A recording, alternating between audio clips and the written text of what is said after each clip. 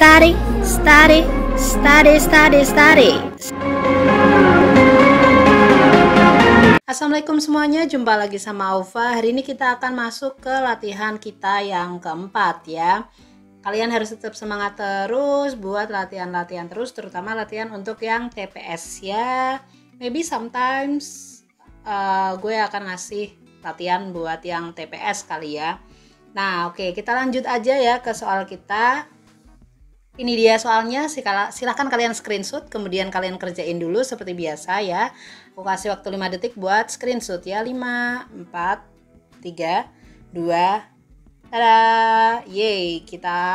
Silahkan kalian jangan lupa kerjain dulu baru masuk ke pembahasan gitu ya. Kalau kalian ingin usaha ya harus ngerjain sendiri dulu ya. So kalian tahu sampai di mana kalian ngerti dan mana yang belum ngerti.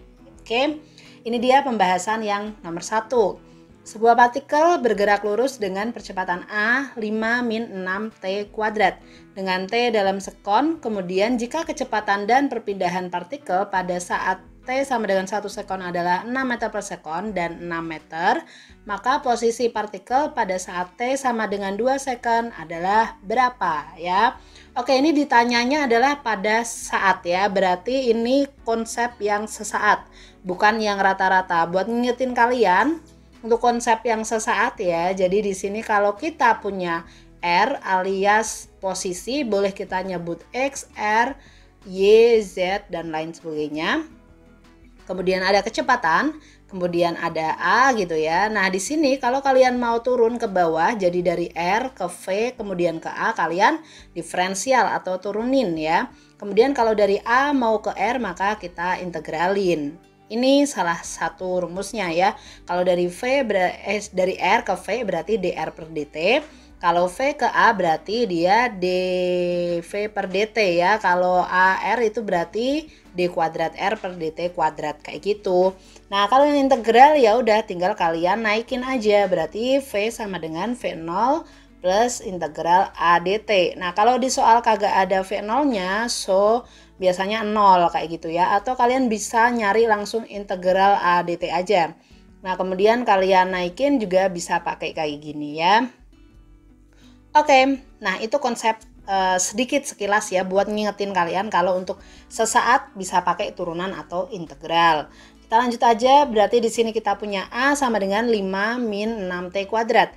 Dari A mau nyari posisi otomatis kita integralin 2 kali ya, berarti kita cari dulu V-nya. V itu adalah integral A dt. Loh, kok nggak ada V0-nya kak gitu ya? Karena di sini tidak diketahui V0-nya, tapi yang diketahui hanya kecepatan pada saat 1 second. Oke, kita gunain aja ya, berarti integral A dt berarti dia integral 5-6T kuadrat. Kalian pasti udah tahu ya integralnya, berarti integral 5 tinggal 5T, kemudian 6 dibagi 3T pangkat 3 ya, alias 2T pangkat 3 plus konstanta yang akan kita cari tahu dulu ya. Jadi C itu berapa sih?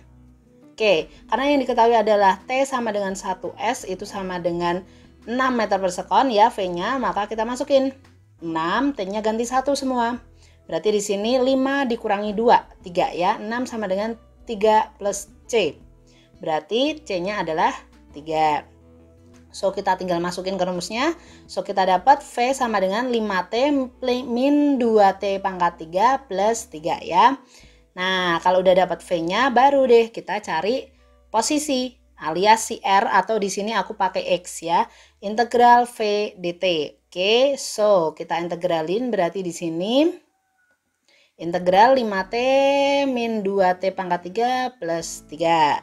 Nah, integralnya berapa? Berarti ini 5 per 2T kuadrat ya, min 2 per 4 ya, T pangkat 4 plus 3T. 2 per 4 itu setengah, sehingga bisa kita percantik jadi gini ya, plus D. D itu konstanta yang kita harus cari tahu dulu ya. Cari taunya sama kayak V-nya tadi. Kalau saat 1 sekon, dia posisinya adalah 6 meter. Sehingga kita masukin 6 sama dengan, nah T-nya ganti 1 semua. So kita dapat 5 per 2 min setengah plus 3. Nah 5 per 2 min setengah berarti 4 per 2. 4 per 2 itu 2 ya, jadinya 2 tambah 3, 5. So 6 sama dengan 5 plus D, D-nya adalah 1. Nah sehingga kita masukin ke sana, so we get The equation is X sama dengan 5/2 T kuadrat min setengah T pangkat 4 plus 3T plus 1 ya. Ini boleh setengah atau 2/4 sama aja. Nah sekarang kita nyari posisi saat T sama dengan 2. Berarti T-nya kita ganti 2 ya. So kita dapetin 2 pangkat 2 4 ya. 4 bagi 2 adalah 2 ya. Sehingga 2 kali 5 itu 10.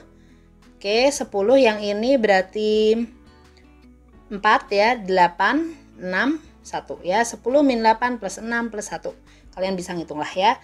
Oke, 10 kurangi 8, 2, 2 tambah 7, 9 ya. Sehingga jawabannya adalah yang B. Oke, gitu aja ya, gampang.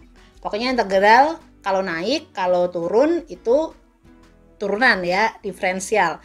Jangan lupa R atau X ya. RVA ya, SVA. Boleh kayak gitulah. Ini dia soal nomor 2 ya. Jadi 2 buah kompor listrik A dan B. Oke. Bila kompor A dipergunakan untuk mendidihkan air sebanyak 1 liter itu butuh 10 menit. Sedangkan kalau pakai yang B ternyata butuh 20 menit.